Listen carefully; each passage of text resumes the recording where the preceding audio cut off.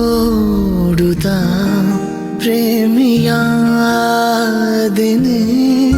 ಜೀವವೇ ಹೋಗಲಿ ನೀನಿರೇ ತೋಳಲಿ ಯುಗಗಳೇ ಸಾಗಲಿ ನಿನ್ನ ಜೊತೆಯಲ್ಲಿ ಬದುಕಲು ಜನಿಸುವೆ ಮರಳಿ ಸುಮ್ಮನೆ ಹೇಗೆ ಲಕ್ಷ್ಮಿ ಪೇಪರಲ್ಲಿ ಏನಂತ ಬರೆದರ್ಸ್ಕೊಂಡೆ? ಅಯ್ಯಯ್ಯೋ ಹಾಗೆಲ್ಲ ಅದನ್ನ ಹೇಳ್ಬಾರ್ದು, ವಿಶ್ ಕ್ಯಾನ್ಸಲ್ ಆಗೋಗುತ್ತೆ.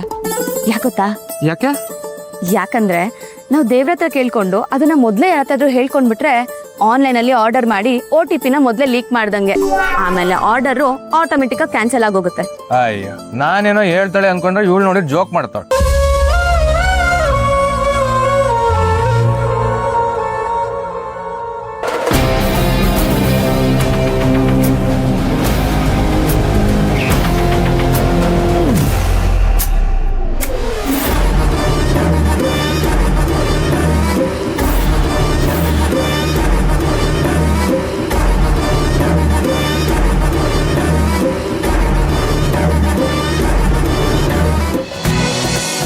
ನೋಡಿ, ಇದರ ಬೆಲೆ 500 ರೂಪಾಯಿ. 500 ರೂಪಾಯಿ ಒಂದ್ಸಲ, 500 ರೂಪಾಯಿ 2 ಸಲ, 500 ರೂಪಾಯಿ 3 ಸಲ, 600 ರೂಪಾಯಿ. 600 ರೂಪಾಯಿ ಒಂದ್ಸಲ. ರೀ, ದೇವ್ರ ಸೀರೆಗಳನ್ನ ಸವಾಲ್ಗೆ ಹೋಗ್ತಿದ್ದಾರೆ. ಯಾವಾಗಲೂ ಹಬ್ಬದಲ್ಲೋ ಜಾತ್ರೆಲ್ಲೋ ಕೂಗೋದು, ಇವತ್ತು ಕೂಗ್ತಿದ್ದಾರೆ ಅಂದರೆ ನಮ್ಮ ಅದೃಷ್ಟನೇ. ಮೊದಲೆಲ್ಲ ಈ ದೇವಸ್ಥಾನದಲ್ಲಿ ಪ್ರತಿ ಶುಕ್ರವಾರ ಸವಾಲ್ಗೆ ಹೋಗ್ತಾ ಇದ್ರು. ಈ ಕೊರೋನಾ ಬಂದ್ಮೇಲೆ ಜಾಸ್ತಿ ಜನ ಸೇರ್ತಾರೆ ಅಂತ ನಿಲ್ಸಿದ್ರು. ಮತ್ತೆ ಇವಾಗ ಶುರು ಮಾಡ್ಕೊಂಡಿರ್ಬೇಕು. ನಾವು ಒಂದು ತಗೊಳ್ಳೋಣವಾ? ದೇವ್ರ ಮೇಲೆ ಹಾಕಿರೋ ಸೀರೆ ಅಲ್ವಾ, ಹಬ್ಬಗಳಿಗೆ ಹಾಕೊಳ್ಳೋದಕ್ಕೆ ಚೆನ್ನಾಗಿರುತ್ತೆ. ಅದಕ್ಕೆ ಯಾಕೆ ಅಷ್ಟೊಂದು ಕೇಳ್ಕೊತೀಯಾ? ನಡಿ. ನೋಡಿ, ಕೊನೆಯ ಸೀರೆ, ಇದರ ಬೆಲೆ 500 ರೂಪಾಯಿ. 500 ರೂಪಾಯಿ ಒಂದ್ಸಲ. 500 ರೂಪಾಯಿ ಒಂದ್ಸಲ, 500 ರೂಪಾಯಿ ಒಂದ್ಸಲ. ರೀ, ಕೊನೆ ಸೀರೆ ಅಂತೆ. 500 ರೂಪಾಯಿ 2 ಸಲ, 550. 500 ಆಯ್ತು ಒಂದ್ಸಲ, 500 ಆಯ್ತು 2 ಸಲ, 600. 600 ರೂಪಾಯಿ ಒಂದ್ಸಲ, 600, 700, 700 ರೂಪಾಯಿ ಒಂದ್ಸಲ, 700 2 ಸಲ, 900. 900, 900 ಒಂದ್ಸಲ. ರೀ, ಇದು ಯಾಕೋ ನಮ್ಮ ಪಾಲಿನ ಪ್ರಸಾದ ಅಲ್ಲ ಅನ್ಸತ್ತೆ, ಬೇಡ ಬಿಡಿ. 900 2 ಸಲ, 2000. 2000, 2000 ಒಂದ್ಸಲ, 2000 2 ಸಲ, 2000 3 ಸಲ. ತಗೊಳ್ಳಿ ಸ್ವಾಮಿ. ಹಾ, ಹರಾಜು ಮುಗೀತು, ನಡೀರಪ್ಪ. ಬನ್ನಿ ಸರ್. ತಗೋ.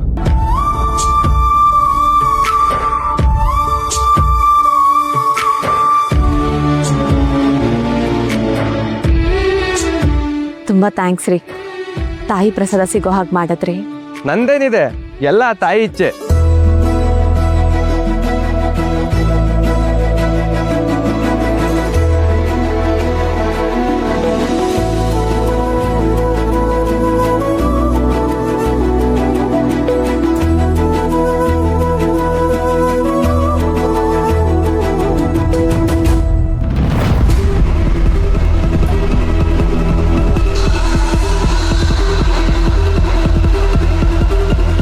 ಆಗಿದೆ ನೋಡಿ.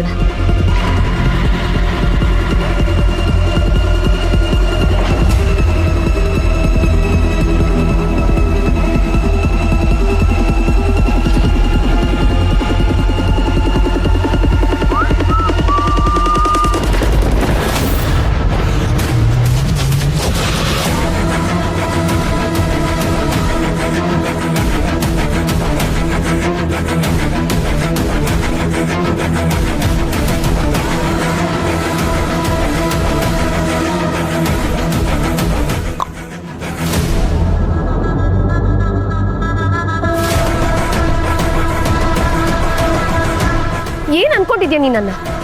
ನಿನಗೆ ಹೇಗ್ ಬೇಕೋ ಹಾಗೆ ನಡೆಸ್ಕೊಳ್ಳೋದಕ್ಕೆ ನಾನೇನ್ ವಸ್ತುನಾ? ನಿನ್ನ ನಂಬಿ ಮನೆಯವ್ರನ್ನೆಲ್ಲ ಬಿಟ್ಟು ಬಂದಿದ್ದಕ್ಕೆ ತಕ್ಕ ಪಾಠ ಕಲಿಸ್ದ್ಯಲ್ಲ, ಮತ್ತ್ಯಾಕ್ ನನ್ ಪ್ರಾಣ ತಿನ್ನೋದಕ್ ಬಂದಿದ್ಯಾ?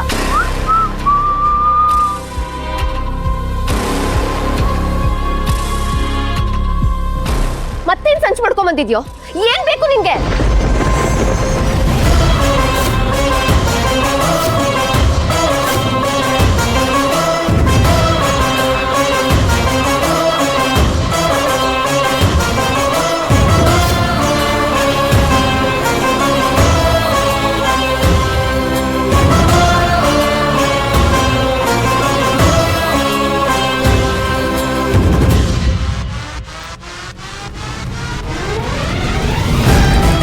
ಹೇಗೋ ನಿನ್ನಂತವನ್ನ ಮದ್ವೆ ಆದೆ ನಾನು.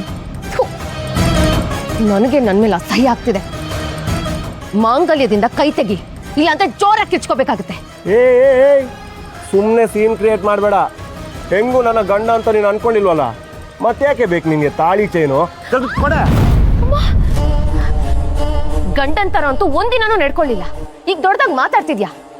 ಎಷ್ಟು ಧೈರ್ಯ ಇದ್ರೆ ನನ್ನ ತಾಳಿ ಸರಕ್ಕೆ ಕೈ ಹಾಕ್ತೀಯೋ? ಇದೇ ನೀನ್ ಮಾಡಿಸ್ಕೊಟ್ಟಿರೋದಾ? ಹಾ, ನನ್ನ ಮನೆಯಿಂದ ತಂದಿರೋ ದುಡ್ಡಲ್ಲಿ ನಾನು ಮಾಡಿಸ್ಕೊಂಡಿರೋದು. ನಿನಗೆ ಯಾಕೋ ಕೊಡ್ಬೇಕು ಇದನ್ನ? ಇಷ್ಟು ದಿನ ಇಲ್ದಿರೋ ಗಂಡನ ಪಟ್ಟ ಈಗ ಯಾಕೋಬೇಕು ನಿಂಗೆ? ಸರಿ ಬಿಡು, ನಿನಗೆ ಗಂಡ ಬೇಡ ಅಂದ್ರೆ ಏನಂತೆ? ನಿಮ್ಮ ಮನೆಯವ್ರಿಗೆ ಅಳಿಯ ಬೇಡವಾ? ನಿನ್ನ ಮಗಳಿಗೆ ಅಪ್ಪ ಬೇಡವಾ? ನಾನೇ ಡೈರೆಕ್ಟ್ ಆಗಿ ನಿಮ್ಮ ಮನೆಗೆ ಬಂದು ಮಾತಾಡ್ತೀನಿ. ಬರ್ಲಾ? ಏನ್ ಹೆದರ್ಸ್ತಾ ಇದ್ಯಾ? ನಿನಗೆ ಅಳಿಯ ಅನ್ನಿಸ್ಕೊಳ್ಳೋ ಯೋಗ್ಯತೆನಾದ್ರೂ ಇದೆಯಾ? ಇನ್ನು ನನ್ನ ಮಗಳ ವಿಚಾರಕ್ಕೆ ಬಂದ್ರೆ ಹುಷಾರ್.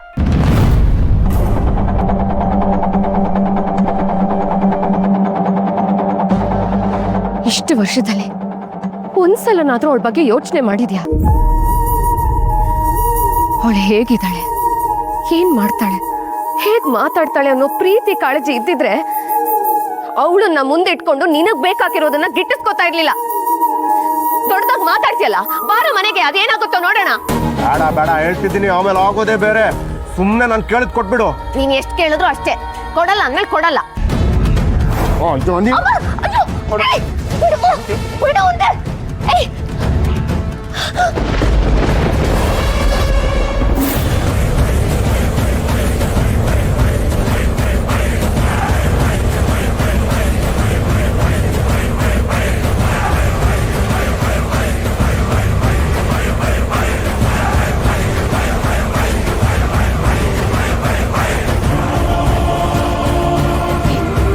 ನಿನಗೆ ಬೇಕಾಗಿರೋದು ಸಿಕ್ಕಿದೆ ತಾನೆ? ಮೊದಲು ಹೋಗಿಲ್ಲಿಂದ. ಅಯ್ಯೋ, ನನ್ನ ಮಗಳು ಚಿನ್ನ ಚೈನ್ ಕಾಣಿಸ್ತಿಲ್ಲ.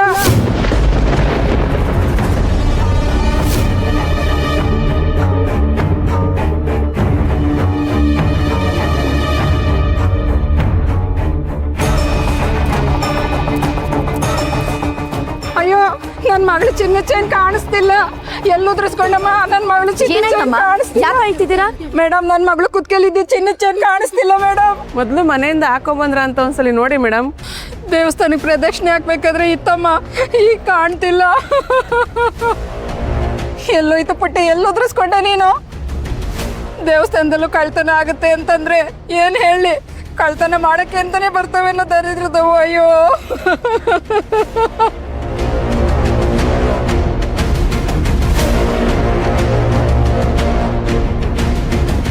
ನೋಡಿ ಅಮ್ಮ, ಸ್ವಲ್ಪ ಸಮಾಧಾನ ಮಾಡ್ಕೊಳ್ಳಿ. ನಾನು ಈ ದೇವಸ್ಥಾನದ ಟ್ರಸ್ಟಿಯವನೇ. ಇಲ್ಲಿ ತನಕ ಈ ದೇವಸ್ಥಾನದಲ್ಲಿ ಯಾವುದೇ ರೀತಿ ಕಳ್ತನ ಆಗಿಲ್ಲ. ನೋಡಿ ತಾಯಿ, ನಿಮ್ಮ ಚೈನ್ ಸಿಕ್ಕೇ ಸಿಗುತ್ತೆ. ದಯವಿಟ್ಟು ಸಮಾಧಾನ ಮಾಡ್ಕೊಳ್ಳಿ. ಶಿವರೇ, ಕೆಳಗಡೆ ಪೊಲೀಸರೇ ಕರ್ಕೊಂಬನ್ರಿ. ಸರಿ ಯಜಮಾನ್ರೆ.